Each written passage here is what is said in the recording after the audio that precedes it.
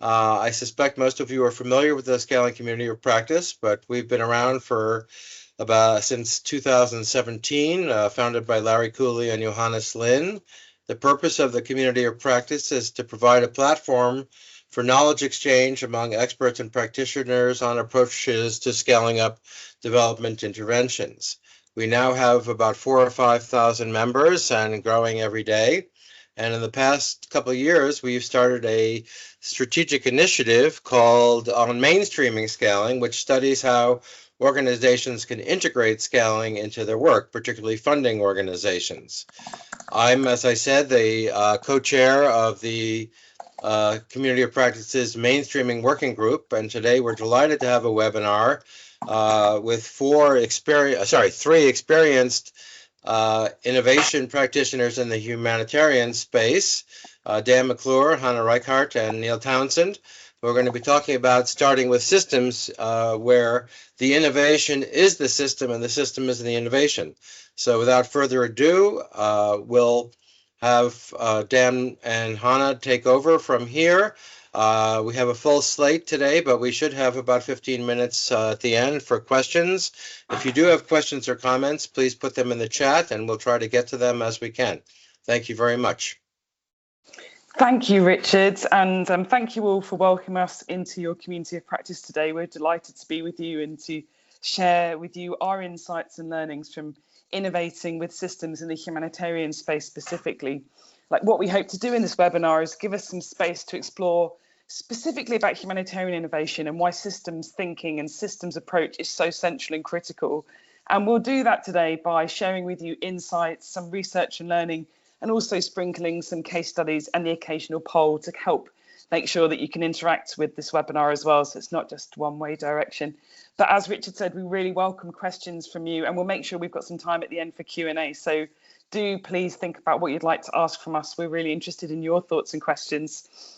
I'm one of three of your presenters today, and my name's Hannah Reichart, and I've worked in the humanitarian sector for the past 2 decades, and my specialism has been in learning and innovation, and particularly my interest is in collaborative action, whereby you have multiple stakeholders who come together to address really complex problems.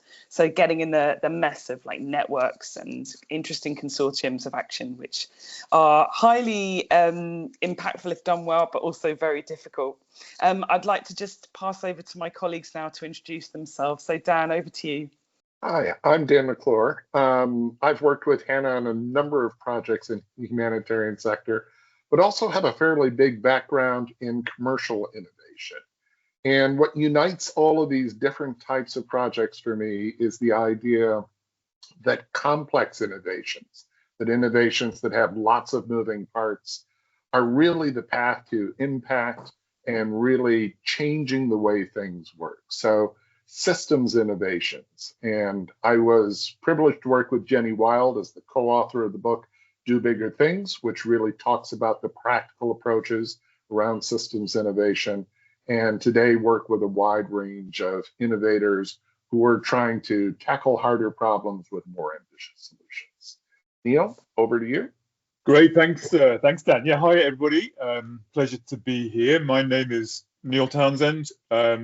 So I work independently supporting innovators in the social sphere, particularly these days in the humanitarian sector. My career has been really spread across all sorts of different social sectors, working on different social challenges, but particularly working with innovators in difficult contexts who are struggling to kind of get traction with their innovations and trying to interface with difficult and complex systems to scale up their innovations. And I'll talk a little bit more about that in just a moment. I mentioned in the intro that we'd like to have a few moments of interaction with you all as webinar participants. So we've prepared a couple of polls throughout this webinar to ask your question and seek your perspective. So the first poll that we'd like to share with you is to ask you your thoughts on humanitarian innovation, and that can be based on your direct experience if you've had some, or perhaps on just your imagined ideas of what makes it particularly hard. And the question is, what makes humanitarian innovation hard? So please pick up the poll and let us know your thoughts. We're very interested. I should say lots of things make it hard, but we'll just ask your particular favourite answer right now. And the reason why particularly humanitarian innovation, obviously it's a very distinct sector, but it's not by any means singularly alone by offering particular challenges in doing innovation and intentionally creating change. And so we're hoping by shining a light a bit on this, the specific experience of humanitarian innovation, we'll be able to talk to themes that will resonate actually in lots of different complex domains that might be relevant to many of you today. So can we see the poll findings? Fantastic. Thank you all very much for doing that so quickly. So it looks like many of you think that the fragmented actors issue, the fact that you've got many different actors acting in different ways, perhaps not necessarily directly coordinated or maybe loosely coordinated, each of whom having different motivations for taking part, different goals, and their own sets of processes and procedures is possibly one of the hardest things about humanitarian innovation. Certainly resonates with me. And many of you also think about resource unpredictability being an issue, for sure. I mean, funding in humanitarian sectors is notoriously short-termist and often very inflexible. You know, it's very much given by aid funders for very specific sets of activities normally that don't necessarily allow a lot of space for experimentation. So that's a theme that's likely to come up in our talk today. And the third most popular one is the urgency of need. Yeah, it's very difficult space to work in because the ethical demands are what drive you to act in the first place, and the urgency of people's needs is the primary reason we take any action, and that can often be traded off against trying different things in new ways and thinking about how we might solve problems differently, and that's a really hard circle to square or square to circle. So yeah, thank you for all for doing that. You will definitely hear some of these thoughts again as we go over to Neil's research now, who's going to talk in more depth about his learnings about what makes humanitarian innovation uniquely difficult. So thank you, Neil, over to you. Thanks very much, Hannah. Yeah, so I'm going to talk a little bit to kind of frame out and give you a sense of the context in which humanitarian innovation, humanitarian scaling is happening. I'll be talking to a little bit of research that I conducted last year for an organization called ELRA. For those of you who don't know ELRA is an organization that supports research and innovation, specifically in the humanitarian sector. They have an entity called the Humanitarian Innovation Fund in particular, and this research was really for the Humanitarian Innovation Fund. And particularly it was in response to this generalized perception that although there was investment going into innovation in the humanitarian sector, it was kind of generally failing to take root and achieve scale. So innovation going in, not a lot of scale coming out. So I'll just maybe start off. I have a few slides. I'm going to be talking for no more than 10 minutes. But so this one slide is one indicator, one illustration of how the problem space is changing. Over the last decade, we've seen kind of a doubling in the number of people who have been displaced as a result of kind of forced conflict, violence, human rights violations, and other similar things. And so that's in the context of the world population's increased by about 6% over that period. So we see this at the moment, a trend towards increasing displacement. This is just one of the causes of humanitarian need. Natural disasters is another, and there are others. But this gives you the sense of the context in which generally we're seeing an increase in humanitarian need. The expectation, at least the planning horizon, is that need will set to worsen with climate change, leading to increased natural disasters, weather-related disasters. And of course, I think we're all kind of familiar with our context right now, politically, globally, a context of increasing, looking after national interest, shrinking resources, certainly significantly shrinking resources in the humanitarian sector. And really, so what we're seeing is humanitarian systems that are carrying an increasingly heavy load, but under this kind of really, really immense strain. And so that's the reality. And that kind of gets compounded a bit because many of these humanitarian systems, which we'll talk a bit about later, were designed, like 50 years ago, 60 years ago. They're mismatched fundamentally to the nature of need, which is incredibly contextually driven and contextually specific. And yet many of our humanitarian systems are incredibly centralized, or come from a history and a background of being incredibly centralized. And they kind of reflect values of potentially of a time in the past, and now we see values which are increasingly looking for systems that are able to respond to contextually led need by contextually led innovators, but our systems really struggle to do that. I'm going to give you a very quick overview of some of the findings of this research. There's far more. I'll share the link later for the research itself. Just to give you a very quick, some of the very sort of general overview findings. The humanitarian sector, of course, is one which has always been forced to innovate. Like, it's dealing with crises that are often unpredictable, not always, but often unpredictable. And subsequently, it has a culture of change, right? So there's this very beneficial side to the sector. There's a high energy around, being able to innovate and bring solutions to difficult problems. That said, there's kind of the formal innovation side is pretty young. It's sort of 10 to 15 years old, in which there's been any real structure around supporting innovation. But there are really high hopes for, and there have been over the last decade or so, for innovation and scaling of innovation to kind of try and transform some of this strain that the system finds itself under, or even transform the system itself. So there's very high hopes. But as we found out through this research, it's kind of a fundamental mismatch between the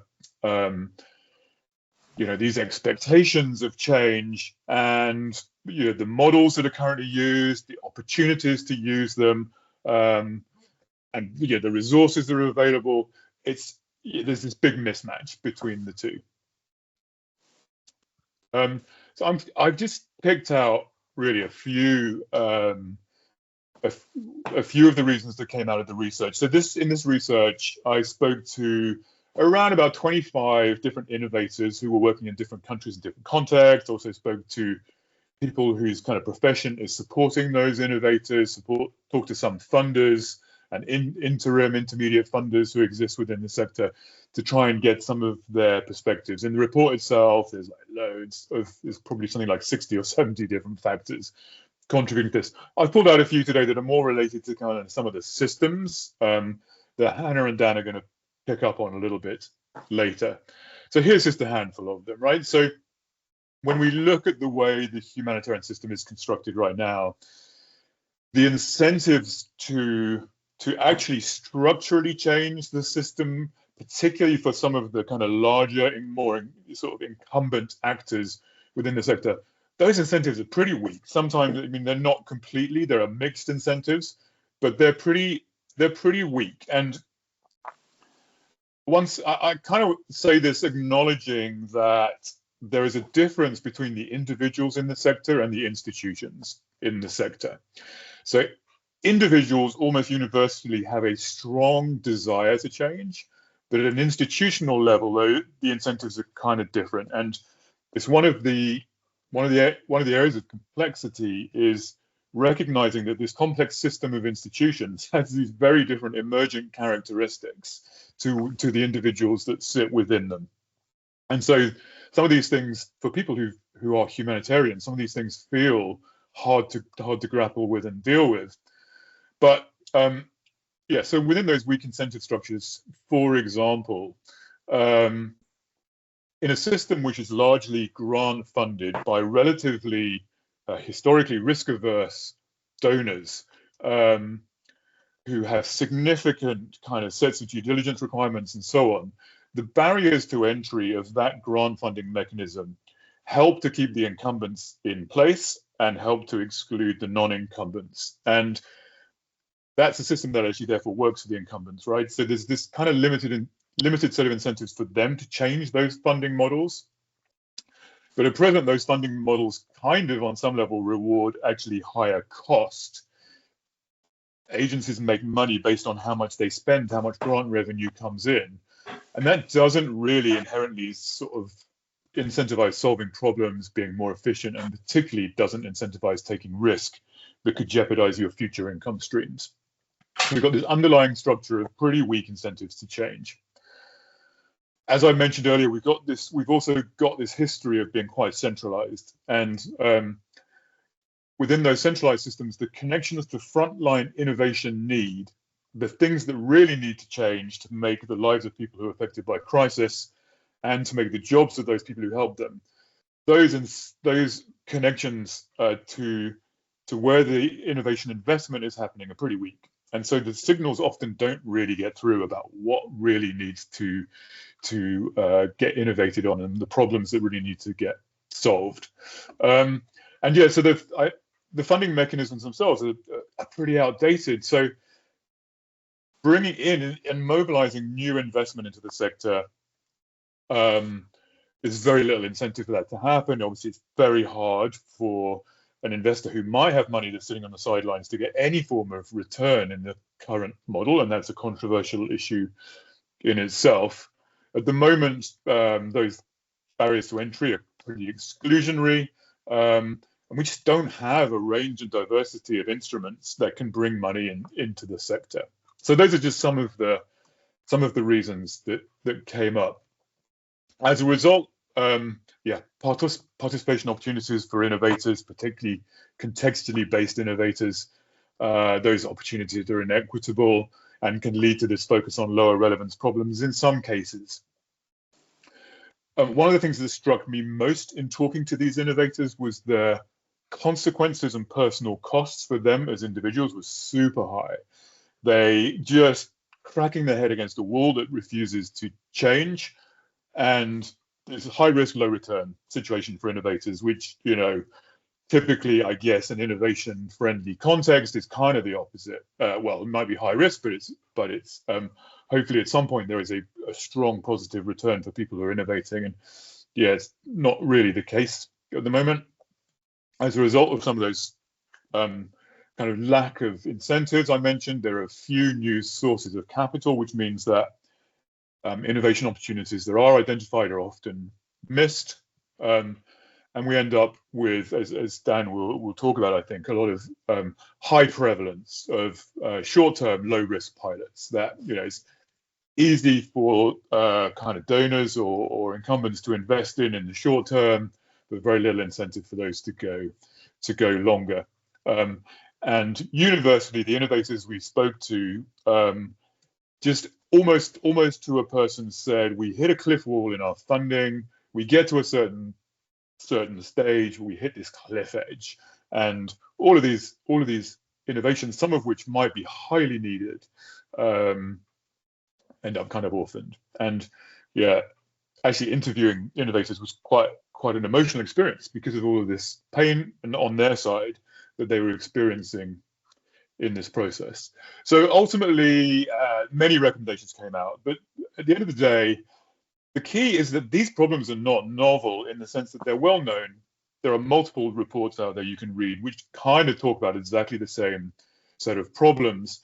And there's a sense that the sector itself kind of sees these hard to change problems, is aware of them, but because they're hard to change, very hard to change, they exist at a systems level that we tend to go, oh, well, let's not do that, but let's do something else. Let's try and work around the problem, and the workarounds aren't working. A lot of people blame the innovators, but in my experience, they were pretty complexity aware. They wanted to be more sophisticated in their approach, but were very frustrated at what they couldn't do because of the system. And really, my ending point is that the only way around this really is for a coherent response in which the actors in the system deliberately join up and identify a complete and systemic pathway for change, and that requires organization. It requires a deliberate approach. So yeah, let me leave it there. I think Dan and Hannah are going to pick up on some of those points, and hopefully that's given you a very quick sense of where we're at.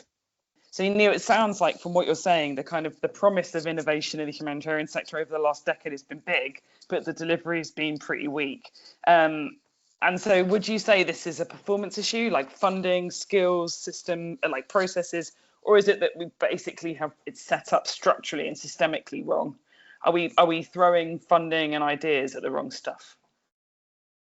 Yes, there's a little bit of a few of those things going on. I mean, we tried in this research to trace the amount of money that gets invested in innovation in the humanitarian sector, and it's remarkably low, right? So if you compare it to kind of the commercial sector, it sits right at the bottom of the graph of, you know, sectors who invest in innovation. So if you have like pharmacy and tech at the top, the humanitarian sector is down there with kind of you know, the carpentry sector, for example, of people who are not investing masses in R&D.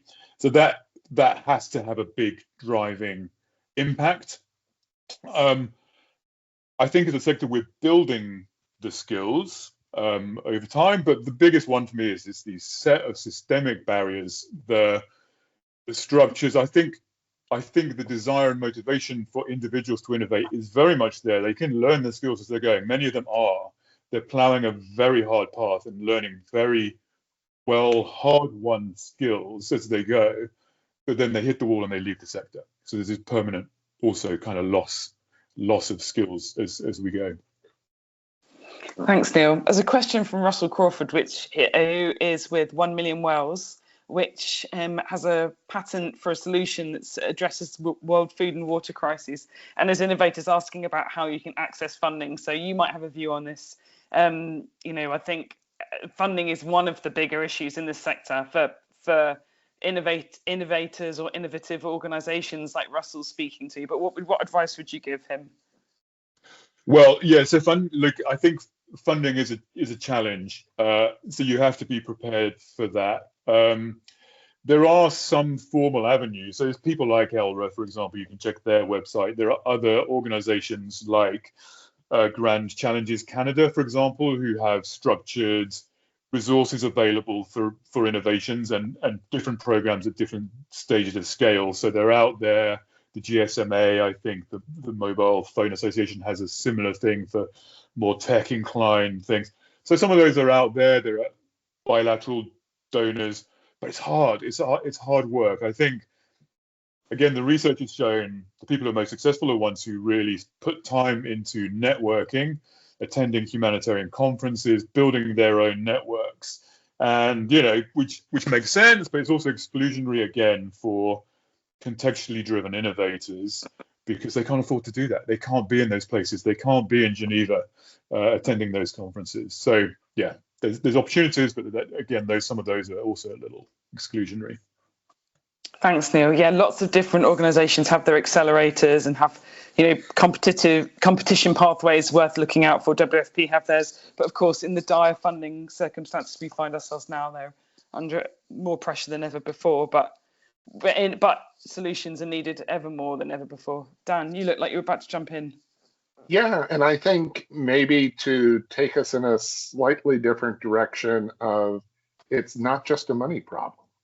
I think, and this is really where I'd now like to go with sort of my part of the presentation, is that we've got a deeper structural challenge here than just money.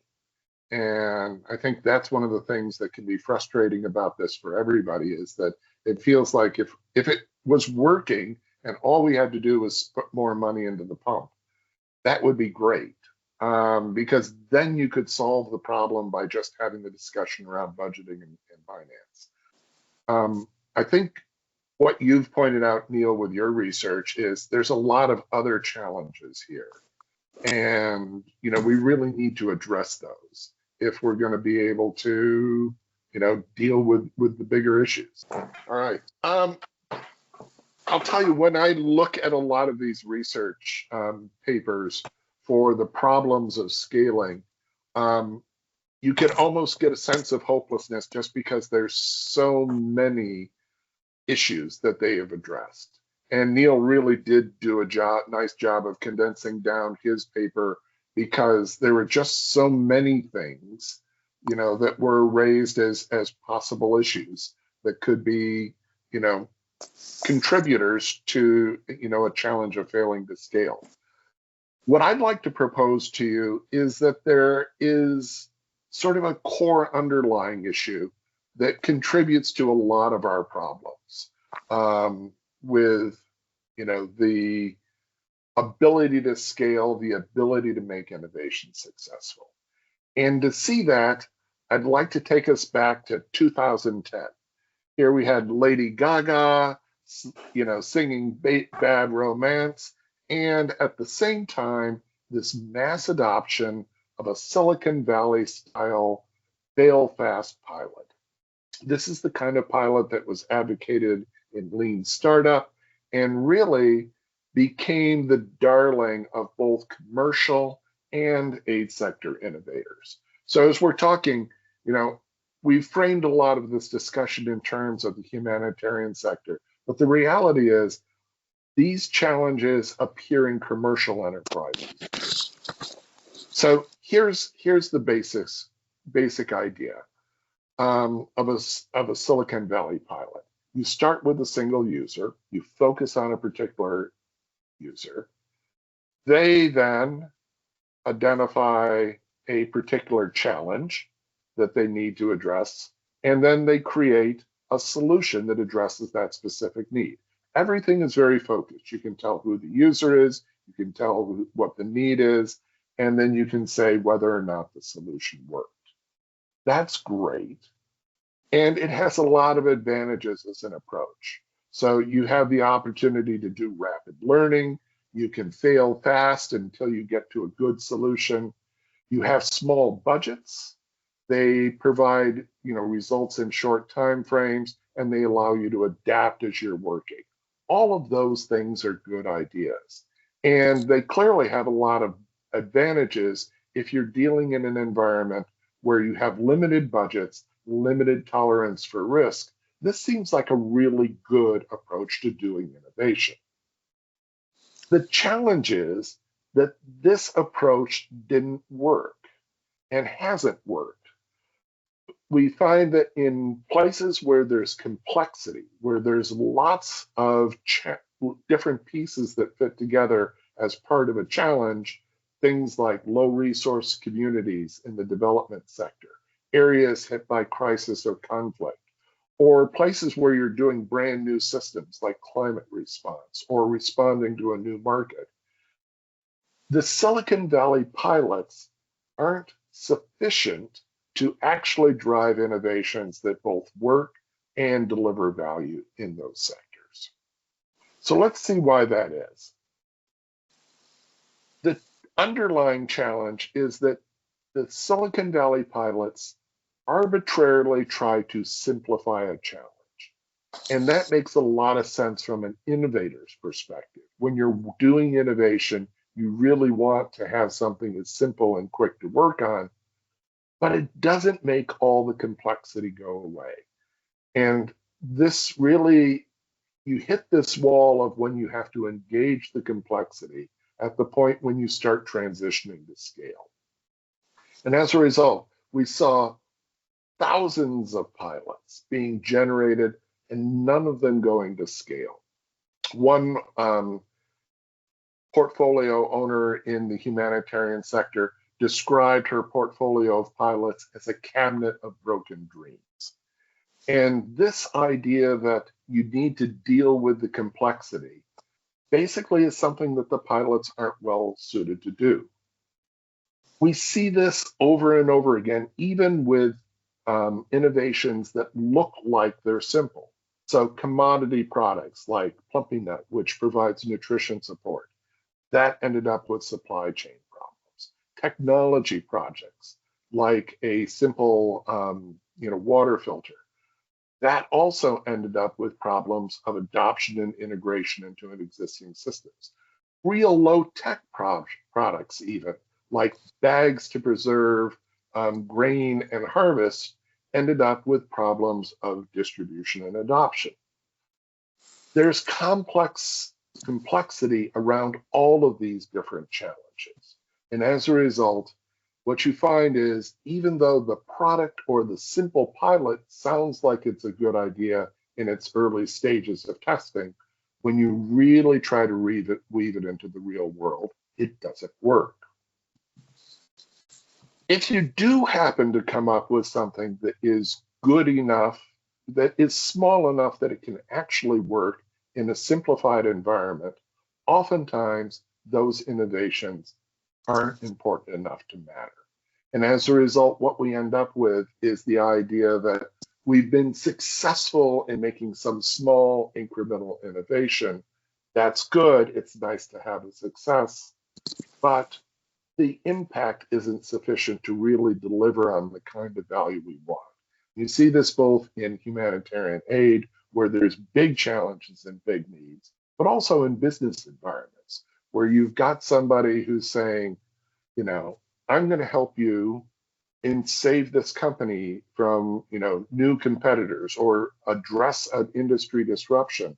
And then they come up with a small incremental innovation.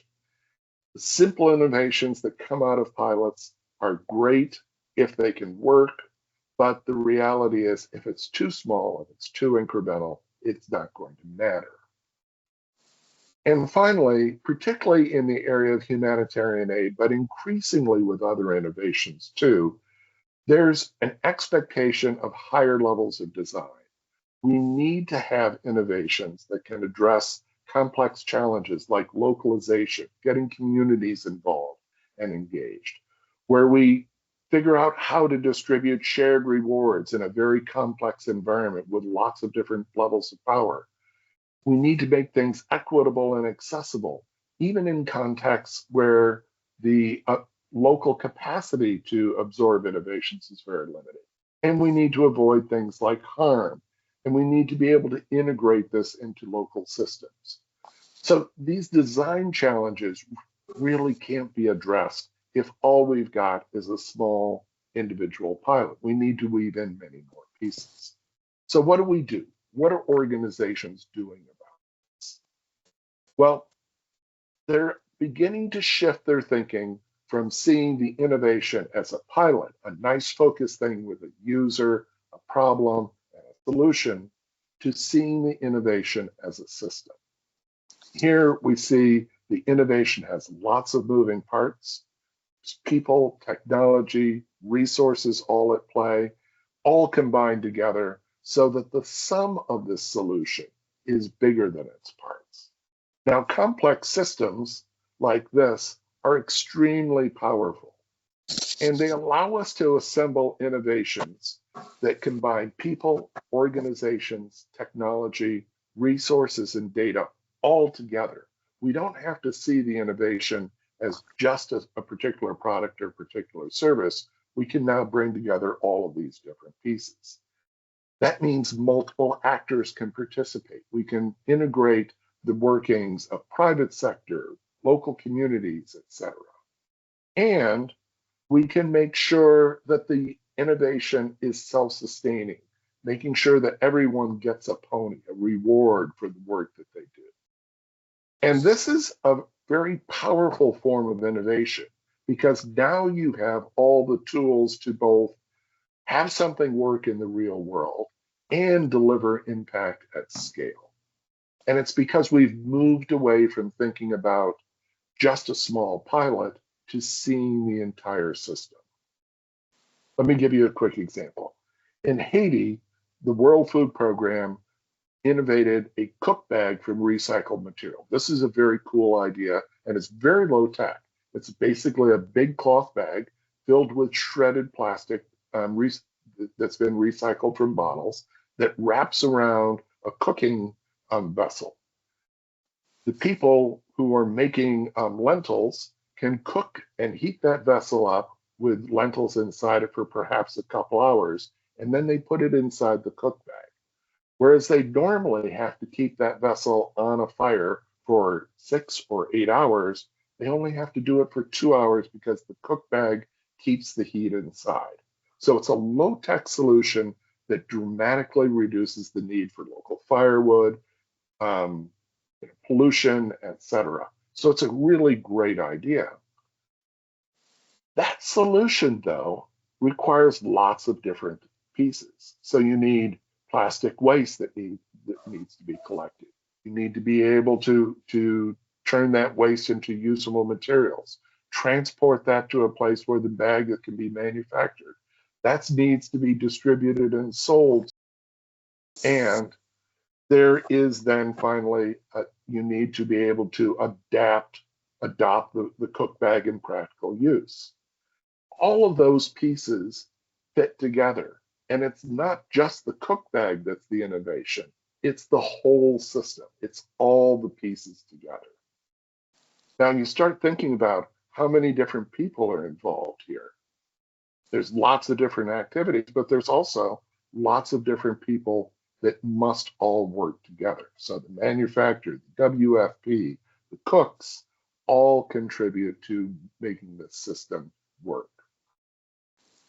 When we start seeing innovations not as a cook bag, but instead an entire system, we really get a fundamental shift in thinking.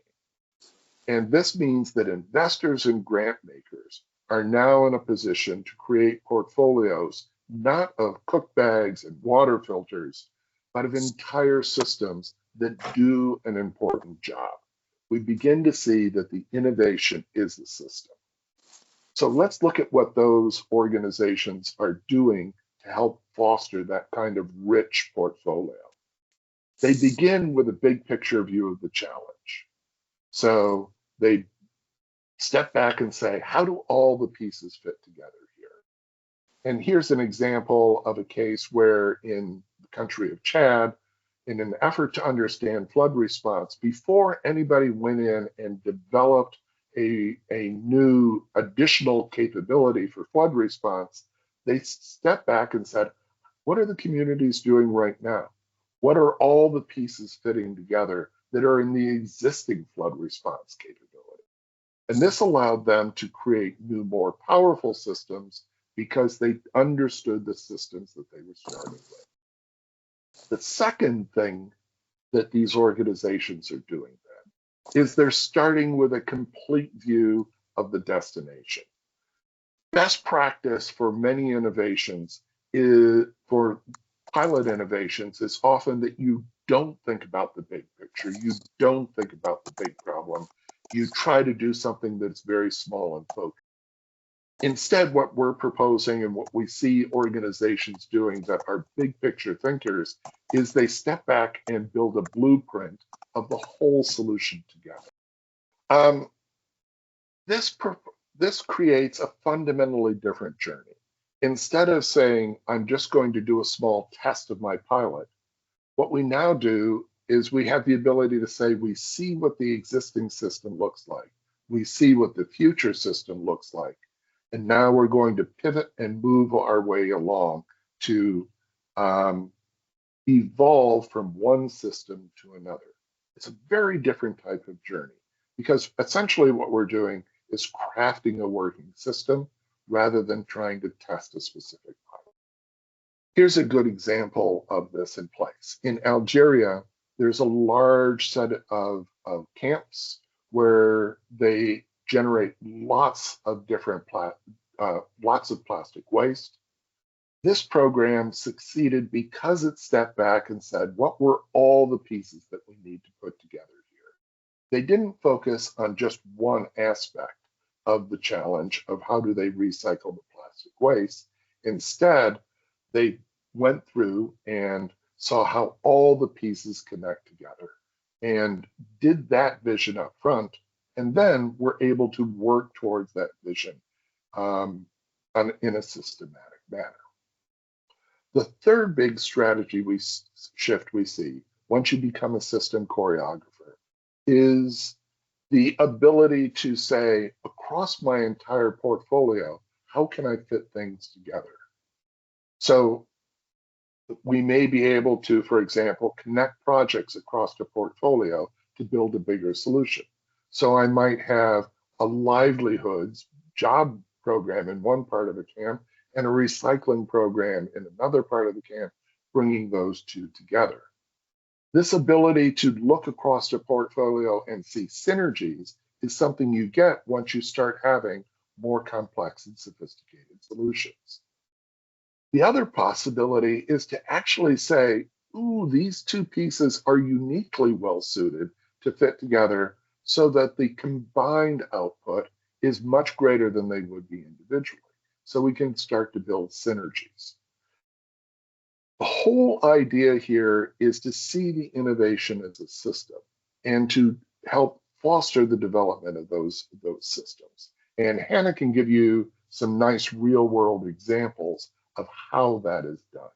So I'm going to share with you guys an example of a system innovation now in one of the most challenging contexts around the world that humanitarians can find themselves working in, which is South Sudan.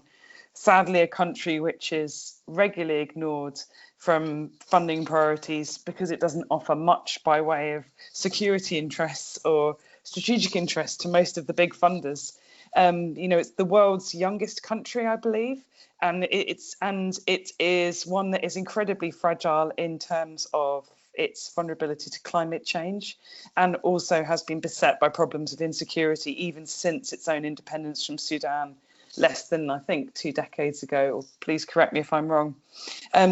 So it's a very young country. It has really weak road infrastructure, really weak infrastructure in general, very poor health outcomes for many people within there. And as I say, it's hugely vulnerable to climate change, particularly because the majority of the population are agricultural pastoralists. So their main way of generating income is by farming at a very low scale to be able to sustain themselves and their family.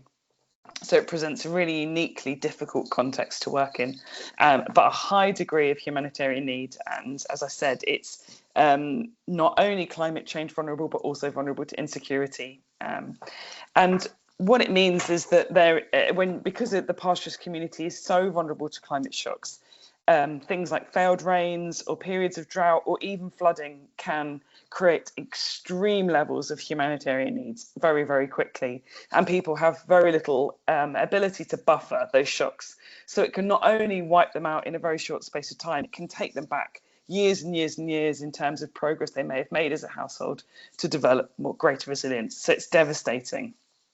I was working in South Sudan a few years ago with a consortium of NGOs who were all questioning this particular problem, to ask how they could help households to become more resilient on an individual household level. And this particular consortium of NGOs was funded by the Dutch Relief Alliance, who were interested in thinking about how they could encourage a systems view of these problems and think about creating a larger scale of ambition in the way that they were innovating and meeting these challenges. And I want to share just one example of one of the teams that we were working with and a solution they came with.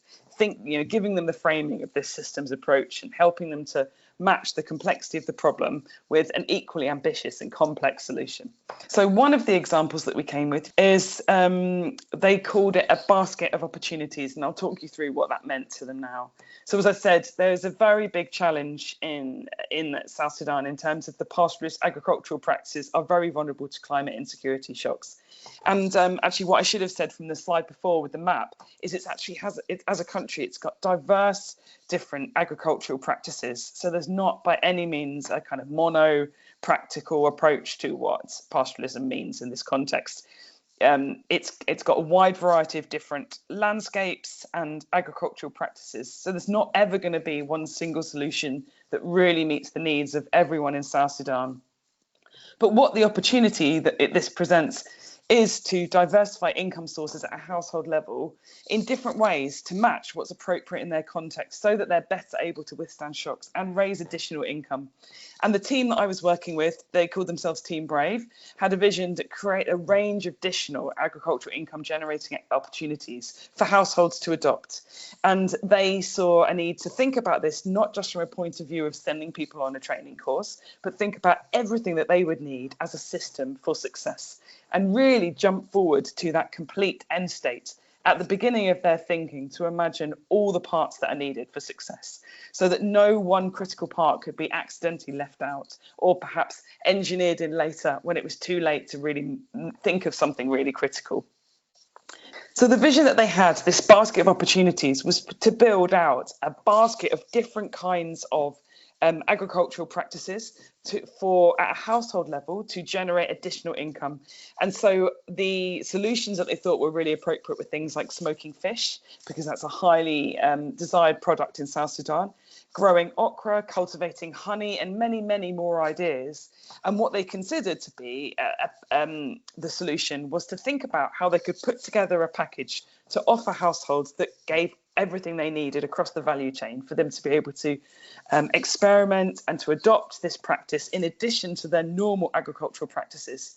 And that would include things like training and helping them to generate a huge amount of knowledge very quickly, giving them perhaps the required equipment and inputs they would need to get started, connecting them to others and peers who perhaps they could share learning with or invest in assets together, giving them support around branding and how to think of themselves as a commercial entity, and perhaps also addressing challenges with connecting them to market and thinking about what it might mean to actually not just create a product, but also successfully create income from that product at market.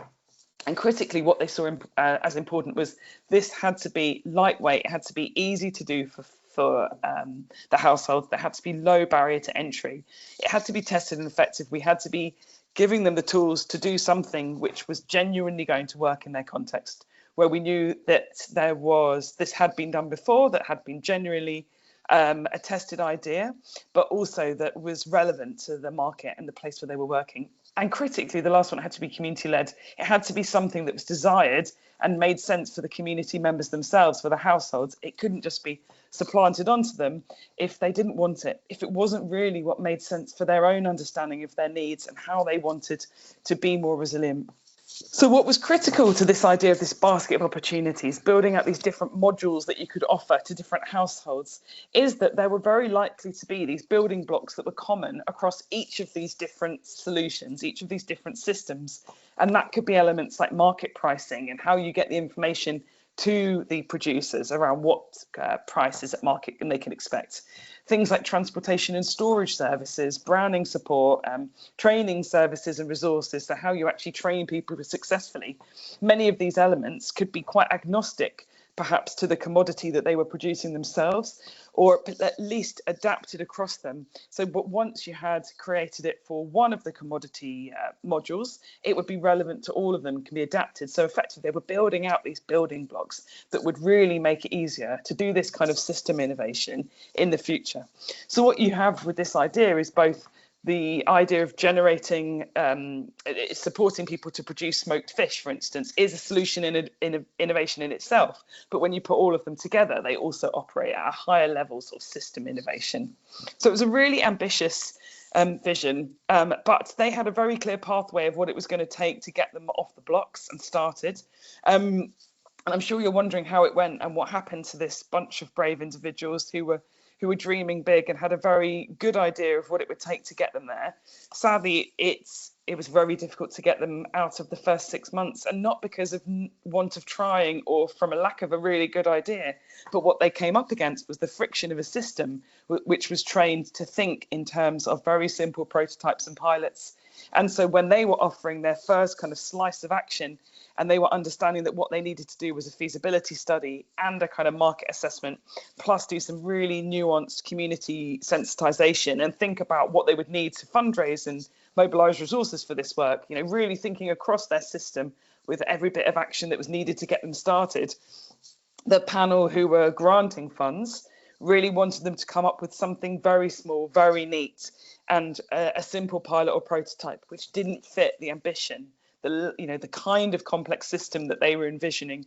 So it was slightly sad, but it's a learning, I think, there's something we'll talk about more during this webinar of how funding has to be able to evolve to match this kind of thinking. And in many ways, many of the funders who are wedded to this very simple prototyping, low cost, low risk model are hindering this kind of bigger, ambitious thinking, which is quite a shame. Okay, so hopefully that's given you a bit of an idea of what it can conceptually look like when you put this into practice. And now we're going to do another poll. So the second question that we'd like you to think about now is, when you work with innovation pilots, is there usually an upfront vision of the whole solution? So in your current practice, do you think about that upfront vision, that big goal right at the outset? So the options here are yes, the future system is clearly laid out, but of course it may change. The second option, somewhat, or you have a rough sense of the future system, or the third option, no, we focus on the immediate pilot first. So let us know your current practice. What's your normal approach? And so I think the most common answer is a kind of the somewhat answer. You have a rough sense of the future system and what it might look like, but perhaps it's not well developed. Perhaps it exists maybe only in your mind and it's not well socialized amongst anyone else you're working with. Or perhaps you know that you have just enough vision to get you started without really wanting to invest too much thinking in the end state that you're pulling towards. Hannah, I think there was another interesting thing that's come up in several of the comments in the chat, and that is, to what extent is this type of thinking, like, are you assuming that you're going to bite off the whole thing? You know, that we're going to solve some big, massive problem all at once? Or can it be done? Does it still apply if we're doing something that's more focused, that isn't, you know, all the problems of a community at once? I mean, I think when you think about this example of the South Sudan basket of opportunities that I talked through, you know, whilst they were thinking big, you know, this team of, you know, bright young people had this idea and this end state in mind of multiple different agricultural practices that they could package up and offer to communities, and effectively communities could come from them and select the one that met their needs and their context best, and that they would know that they would get a whole value chain across package of support that would work for them to get them started and really address all of their barriers to getting started with a new income generating activity.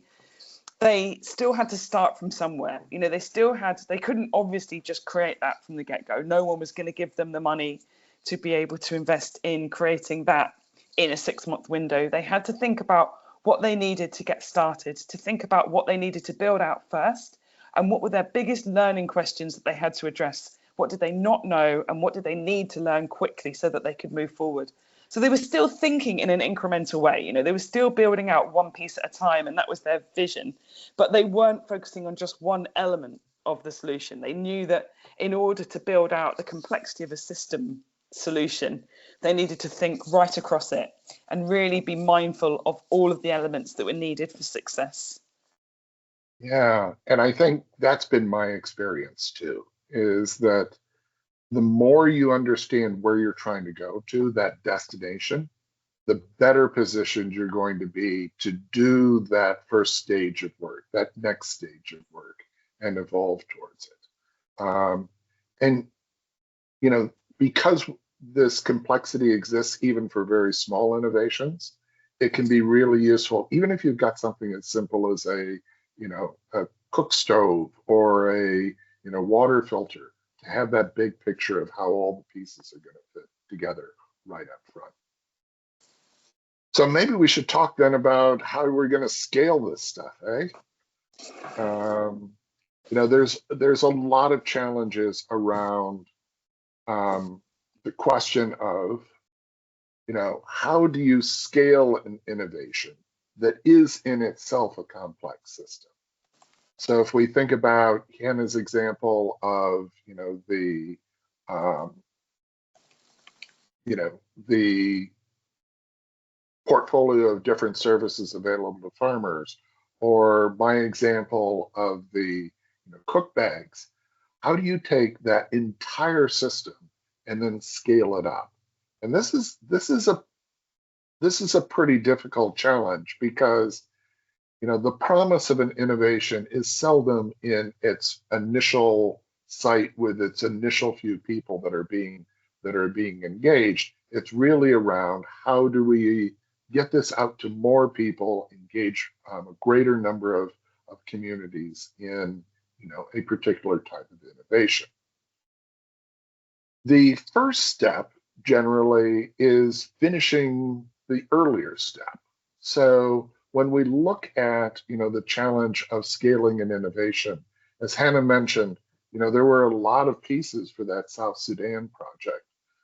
The transition to scale is often seen in this context as fitting together all the different missing pieces. So a missing function or a missing connection, and getting that in place so that the entire system works.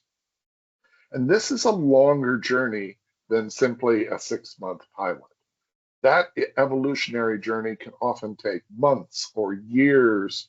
And as a result, there needs to be funding and support for this transition to scale, which is not so much how do I transition to doing it in lots of places, but simply how do I build out the rest of the solution so that the entire system is there. Once I have that in place, the question then comes, how do I replicate this? And it's useful to think about how do other organizations seem to simply replicate their solutions. And in this particular case, if we're talking about a complex system, it's not very easy to plug it into existing systems that other organizations use to replicate things. So for example, if we think about a commercial organization like a Unilever or a Procter & Gamble, they have set up established production, distribution, and sales channels into which they can put a new product very easily. So if they want to put a new detergent on the shelves in a grocery store, that's pretty straightforward to do because they have a large system that's designed to scale and implement all the pieces necessary for that replication.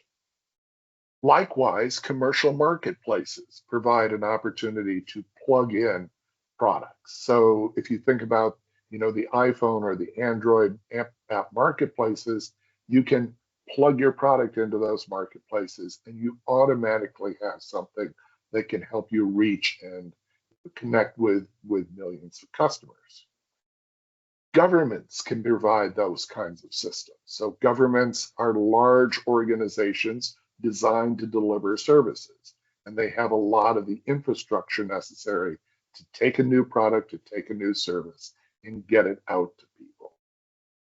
Even in the humanitarian sector, there's opportunities to plug things in. So for example, a humanitarian response that's coordinated by the international aid organizations, like the UN, can take a new water filter, add it to their approved list of purchases, and it's possible to scale and replicate impact by simply plugging into that existing system. The challenge here is these existing systems aren't really set up to scale customized, unique, complex, localized solutions. When you're trying to scale a system innovation, it fails because it depends on the details of the context, and each context is different. So when we talk about looking and moving a complex system, we need to be aware that the capabilities and the resources, the culture of the locale, the issues that need to be addressed, the leaders, the participants, the partners, the collaborators, all of those things are going to be different once you move to the new location.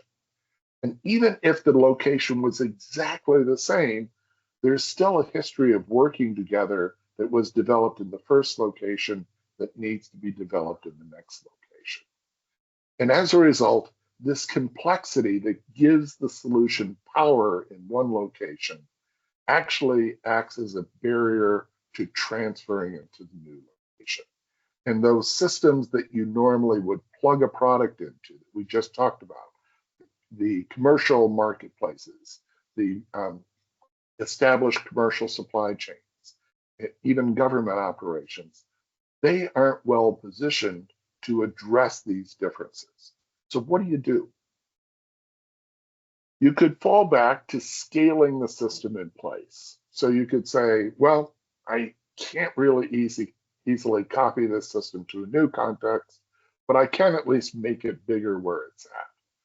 The sad reality here is that even when you're scaling within a particular location or within a particular community, you'll often find that as you move to the next town over, or even to the next group of people that you're dealing with, there's differences, and that you need to adapt and respond to those differences.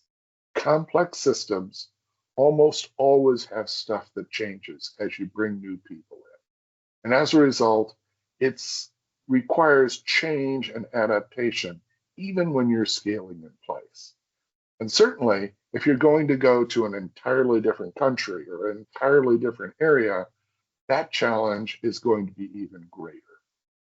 So the mechanism here is what is called transfer and adapt. So let's say we've got a system on the left-hand side, those 5 boxes, and they work well in a particular context in Asia. Now we say we want to go and apply that same system, but we want to adapt it to the unique challenges that exist in Africa. Here, we start by saying we're going to transfer the big ideas of the system, and then once we get into this new location, we're going to adapt. Now, this obviously isn't an easy job in the sense that you can simply replicate the solution like you were running it off a copy machine. Instead, you're going to actually have to understand what the new location is about. You're going to have the ability to change the system solution that you've got, and you're going to have to invest in the people, the time, the resources necessary to make that adaptation happen. So it's a more difficult approach to scaling, but it has the power of being able to leverage these customized solutions, these customized systems, to really tailor them to the environments where they can work and be effective. That WFP cook bag I mentioned was a good example of this. They originally developed this for work in Haiti, and they built out this entire complex system. So they had the people to collect the waste, the people to do the manufacturing. They had engaged people promoting and getting and supporting adoption. When they then decided to move this to Africa, they realized, oh, all of this stuff is really hard. And so they were faced with a hard challenge. Do they simply go to the simple replication model of we're going to manufacture this offshore and bring it in a bunch of containers to drop off into a camp setting, or do we invest the time and effort to build out this local ecosystem, which produces livelihoods, deals with waste consumption, et cetera, in place? And this is essentially the hard challenge that everybody faces when they start rising to the challenge of doing systems innovations. This kind of change, when you start saying, I'm going to invest in looking at the bigger part of the challenge, I'm going to invest in understanding what my end state looks like, I'm going to look for opportunities to scale by transferring and adapting. This is all, we admit, more work and more costly in the sense that it's going to cost you more than doing a small short-term pilot. The advantage, however, is that it actually has the potential to work and deliver impact. And as a result, what we see is for the funders that are moving in this direction, they're making fewer bets. They're looking at bigger solutions in the sense of more pieces. It doesn't necessarily mean they're trying to change the world all at once. And they're accepting that there's longer engagement. You'll remember one of the things that Neil talked about was this sort of cliff of funding that pilot projects find themselves in. So there's a real shift in the approach to investment that makes the portfolio look very different once you decide to move to a system innovation where you're anticipating the need to do transfer and adapt scaling. Yeah, Dan, while we're waiting, perhaps you can build on what you just said. Do you think that there is now currently a trend in big bet philanthropy of giving these $10 million grants? Are people willing to fund, a transfer and adapt thing? So, well, I think there's something between here's $50,000 for a pilot and $10 million for everything all at once. to go to, some of the comments that were brought up in the chat, it is not necessary to see this as every problem as a $10 million problem. What's necessary is to have the funding necessary to build out the system and the continued investment to do the transfer and adapt work. So honestly, if I was defining a funding envelope right now, I would look at something that demands upfront understanding of what the problem and what the vision of the solution is, and then provides a steady stream of appropriately level funding from the point of doing the initial work all the way through the transfer and adapt stage. So towards that end, let's do our final poll. While we're doing the poll, Dan, maybe I can raise a question that perhaps you can answer, and maybe Hannah can answer in the chat, which is I'm wondering whether there's a continuum here. As I put in the chat, once upon a time we used to give people fish, then we would teach them how to fish. Then there was a move towards, well, can you build a fishing business?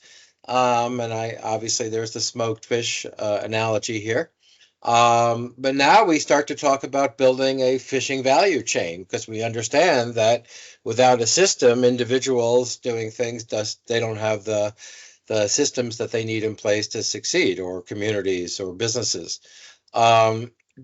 Obviously, in humanitarian situations, there's more of the system missing, but do you see this as a continuum from, quote unquote, more highly resourced situations to less resourced to little or no resourced, or do you think there's some sort of qualitative change in the middle?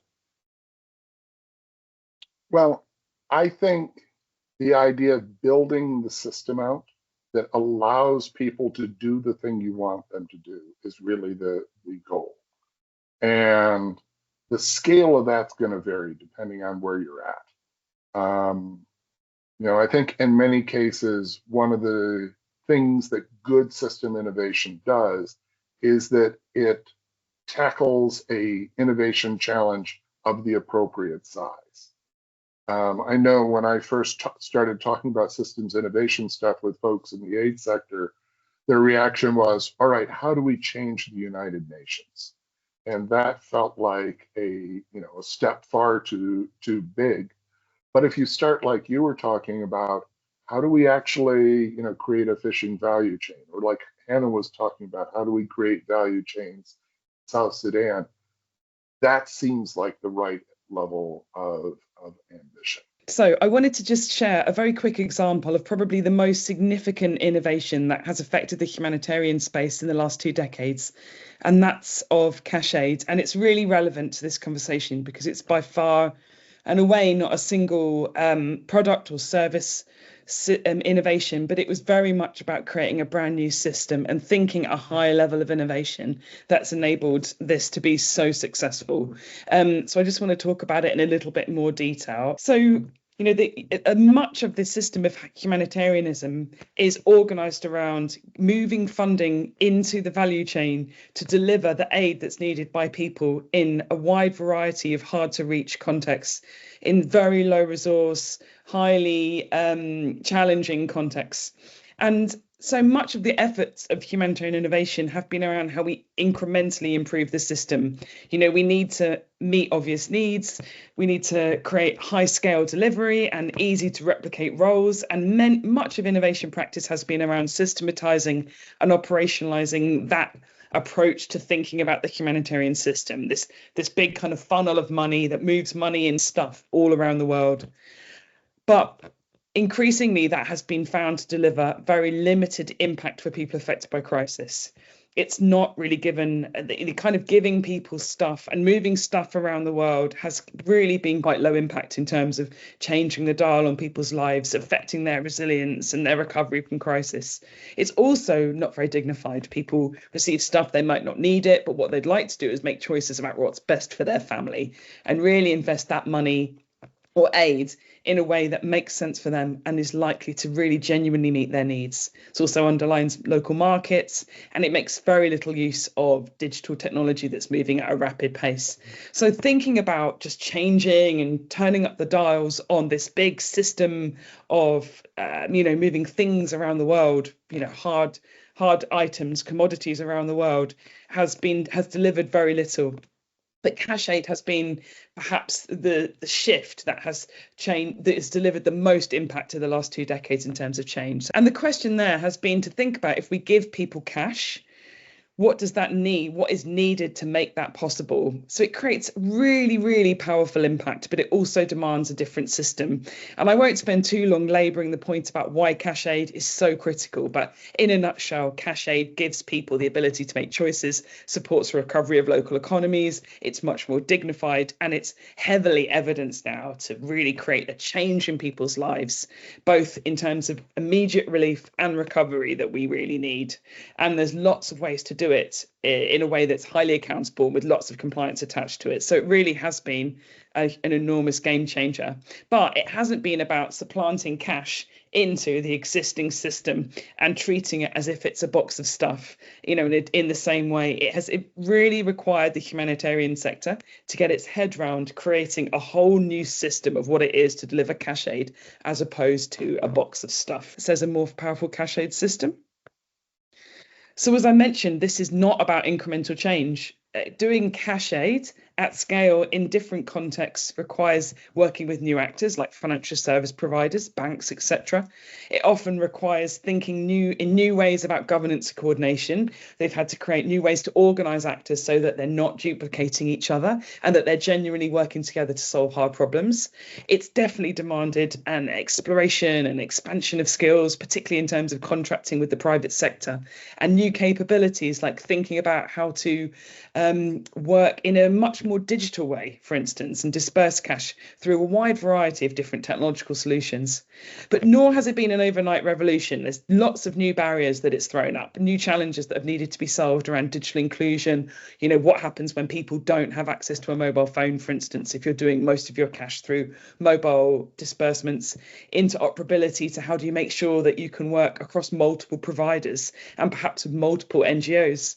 You need to integrate with social protection systems, for instance, and think about how you then integrate across the formal governance system, the cluster mechanism that you may have heard of. So it presents a huge amount of challenges in terms of that adoption challenge. And the next slide is very difficult to see this ecosystem, but what it's throwing up really is that message again that Dan spoke about with the WFP cook bag example, that when you map out that kind of ecosystem of cash aid, what you can see is this variety and diversity of actors, and that not only are there many of them, but they don't look and sound the same. They have different motivations for how they're taking part in a system. We've got those that are involved with knowledge and practice and systems change, implementation actors, funders, financial service providers, markets, also diaspora. There's huge numbers of different and variety of different actors involved in these systems. So to make a cash system successful, you really have to think about how to integrate them all in a meaningful way so that they can all play their part, because they offer something valuable into a successful, impactful cash aid system. And so just as Dan was talking about in terms of the adapt and transfer approach that's needed in every different context of a humanitarian crisis, the cash aid system needs to be adapted. We might know, though, that there are core elements that effectively need to be present. There needs to be funding, there needs to be an effective disbursement solution, there needs to be technology that enables all this to take place, ways of working really successfully with the community. There is the state and the state actions that need to be thought about, need to address coordination, integration with other systems, and address the fact that need does not look the same in every context. So there's all these different elements and many more that have to be solved for that particular context. So the actual demonstrable system that's created will look somewhat different in every place that it's enacted. But what it means is that we are adapting and learning all the time about how to then do cash aid differently and better in every single humanitarian context that comes up. And it's a sad fact that there will always be a new humanitarian context coming up, and ever more than before, funding is incredibly limited. And so getting these systems right and improving them all the time is incredibly important. So in that way, thinking about systems innovation, when you think about an example like cash, what cash hasn't been successful by just supplanting commodities into the humanitarian system. It has required us to think about a system solution and bridge a solid understanding of a complex problem with a vision for a system that really matches it. And that's what cash has done. And it certainly has demanded not only new actors and new skills to come into play, but it's also demanded actors to take a bigger vision role and to think a sort of higher level of ambition around what's possible with this level of innovation and change. Let me mention our poll, which was the question on, whether or not you would invest in a transfer and adapt innovation. Or would the fact that it needed to go through that kind of scaling journey put you off doing the innovation? And basically it was 2/3 saying, yes, that sounds like something you would do if it was the most viable form of impact. 1/3 basically saying maybe if it had a strong business case. And we did have one person who basically said, nope, that's not going to be a path that they would go down. So it's interesting that there appears to be openness to this idea of transfer and adapt. So the question from Peter in the chat is that Peter's making reference to a paper that Richard, that you wrote around a typology of scaling in terms of systems change, and that one case was tweaking a system in terms of a new technology, and another approach is systems transformation. And Peter's question is whether the very useful insights from these presentations about scaling relate to improving existing systems, or can it apply to systems transformation? So I guess what Peter's asking is how what we're sharing about that sort of thinking about a complete system vision, how that relates to that kind of typology that you've written about, Richard. So perhaps it's a question for you.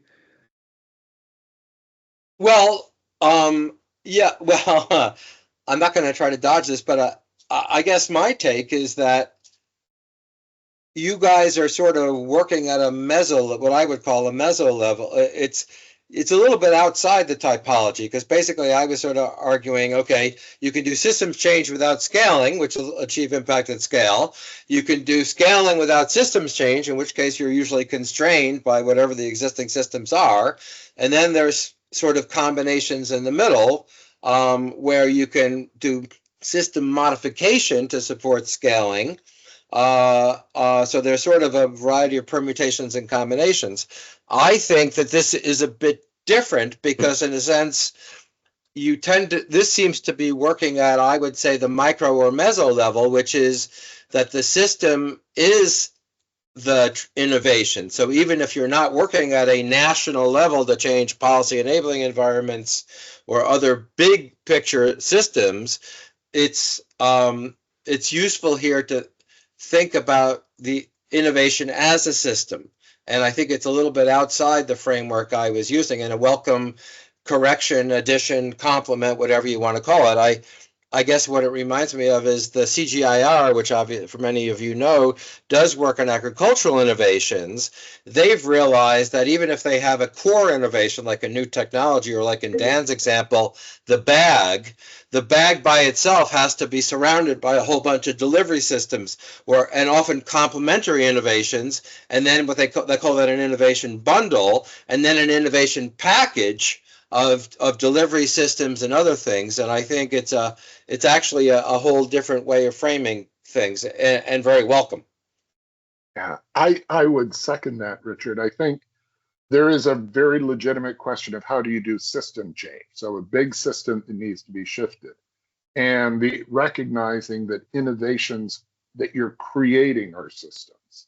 And what we're really talking about is assembling and building systems. So in the same sense that you might go assemble and build a car, We're saying innovations are systems that need to be built and treated that way. Stuart had a quick question about what does the documentation look like for this work? And I think you see several shifts in the type of documentation.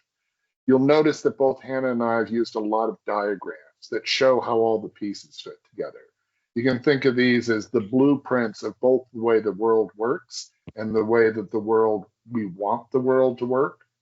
And so a lot of the documentation shifts from, for example, table-driven theories of change or, log frames, things that are very much, sort of work plan based ideas to trying to visualize systems. And I would say that's the biggest shift you see in documentation is investing in the big picture, literally a big picture that you can then use to understand both the challenge and the vision that you're trying to pursue. First of all, I really want to thank the three of you, one in absentia, but particularly obviously you, Dan and Hannah, for a fantastic and I think extremely important and provocative presentation. I really think this is new and fresh and outside the box. Most of the scaling we've thought about is taking innovations to scale, usually either scaling up through private business models, market systems, or through the public sector. What you've presented, I think, even though you presented it in the context of humanitarian situations, I think corresponds generally that there are certain types of innovations, often in low resource settings, but often, especially if you take community localization extremely seriously, that really need to be community based and are really very much about what I would call horizontal scaling or scaling out or replication, or as opposed to scaling up, where you're trying to get the government to adopt this. But in places where either the government isn't interested, or the government doesn't exist, or the government doesn't have the resources, this is the model that I think is appropriate.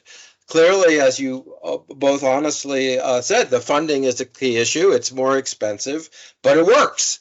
And it works in a way that simply expecting UN agencies to come in or getting something into, whatever, UN WRA or whomever can add this to their purchase list is a method, but it doesn't. But it's a lot of work and it's hands-on. I think, in a sense, you've really revived in a very rigorous way. Small is beautiful. But you've also bridged the gap as to what the head of BRAC once said: small is beautiful, but big is necessary. And so how do you do this? And I think the transfer and adapt model, but it is very hands-on, very labor intensive. And I think, we've had a number of interventions from Russell and others who I think are confronting how challenging this is. I don't know, Dan, we can talk about this offline, and I hope people will continue the conversation by contacting the two of you. Perhaps if you're open to it, you can put your emails in the chat. But how does an organization that's especially not from the global south or local, but partnering with local actors, really scale, to reach tens of thousands, hundreds of thousands, millions, a transfer and adapt approach? That does strike me, Dan and Hannah. Actually, that will cost millions of dollars. And I think competing for these big bets may be a viable pathway. So I can't thank both of you enough. I do hope that ELRA and the Humanitarian Innovation Fund will support this, and others that do have significant resources out there. I know that ELRA and the Humanitarian Innovation Fund are going to launch in their next round of Journey to Scale competition. I think it's in the fall or later this year. And there you go. Perfect. Well, thank you very much. I'm sure I'm half serious, half teasing, that Dan, Hannah, and Neil would love to be bombarded by your emails asking for help.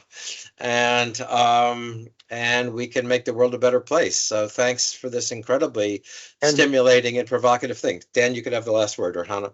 Just to let you know, we've got a white paper that talks about this that'll be available in a couple of weeks. So if you're interested in getting the white paper, which dives a little bit deeper into the same basic ideas and the challenges associated, particularly for grant makers who are trying to pursue this approach, we'll have some stuff for you. Great. All right. Well, thank you all, and thanks for those of you who participated, and especially for the 35 who stayed on to the bitter end. All right. Have a great week, everybody. All right. Take care. Bye-bye. See you.